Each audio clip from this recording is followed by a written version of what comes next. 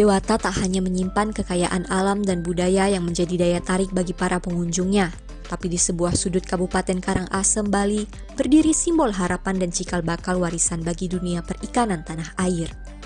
Di sini, para pekerja dalam jajaran Balai Produksi Induk Udang Unggul dan Kekerangan atau BPI U2K berupaya membangun kemandirian dalam sumber daya genetik udang yang adaptif dan disesuaikan dengan kondisi berbagai daerah di Indonesia.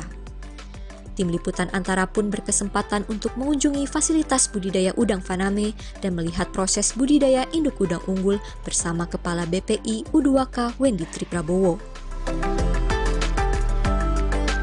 Menurutnya, kegiatan di sini telah berlangsung sejak tahun 2010 silam, di mana pada bulan November lalu, udang faname bernama Nusa Dewa yang dikembangkan di fasilitas ini resmi dirilis sebagai jenis baru yang akan dibudidayakan.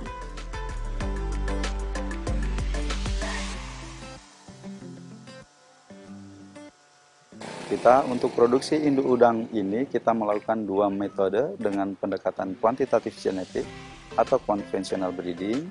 Artinya adalah pemuliaan dengan cara-cara teknik sebagaimana yang kita kenal, kita pelajari, dan sekarang kita selama 2 tahun ini kita speed up, kita percepat dengan metode molekular breeding dengan pendekatan marka molekular. Ada 4 jenis atau strain utama dari udang faname yang ada di BPI U2K Karangasem, yakni yang tahan terhadap virus sindrom bintik putih atau WSSV, strain cepat tumbuh atau fast growth, resisten terhadap penyakit ahpen, dan adaptif terhadap pakan protein berbasis nabati yang menjadikan strain keempat ini lebih ekonomis.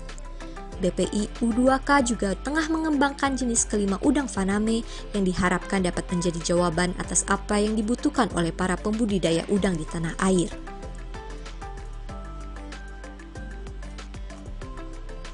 Kemudian ada sifat kelima adalah sifat gabungan, kita sebut balance, itu adalah keseimbangan antara sifat resisten terhadap WSSV atau terhadap ahpen dikombinasikan dengan cepat tumbuh agar untuk zona-zona yang dia menghadapi masalah penyakit outbreak, demikian mereka masih bisa bertahan survival rate kelangsungan hidupnya, tapi ekonomis secara pertumbuhan. Bukan hal yang mudah untuk dapat mengombinasikan berbagai karakter dalam satu gelombang pemuliaan induk udang. Diakuinya masih ada berbagai tantangan yang harus dilewati dalam prosesnya. Namun proses itu jadi bentuk dedikasi pihaknya dalam menciptakan warisan bagi dunia aquaculture Indonesia. Hal serupa juga dikatakan oleh Direktur Jenderal Perikanan Budidaya Kementerian Kelautan dan Perikanan TB Hairul Rahayu. Ia menyebut bahwa induk udang unggul dari Balai Karangasem dapat memberikan kontribusi terhadap perekonomian tanah air.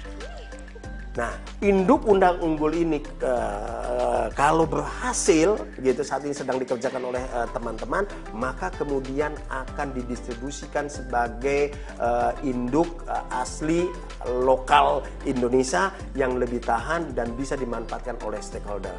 Bisa kita jual dan seterusnya, ya, menjadi pendapatan negara, bukan pajak, ya, untuk pemerintah begitu, untuk juga bantuan dan seterusnya.